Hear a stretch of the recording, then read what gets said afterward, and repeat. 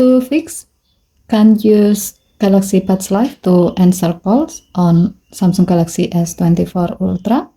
You have to make sure that the call option of your Galaxy Buds Live is on. To do so, while you are wearing your Galaxy Buds Live, swipe down the top of the screen and then tap setting icon, tap connection, tap Bluetooth.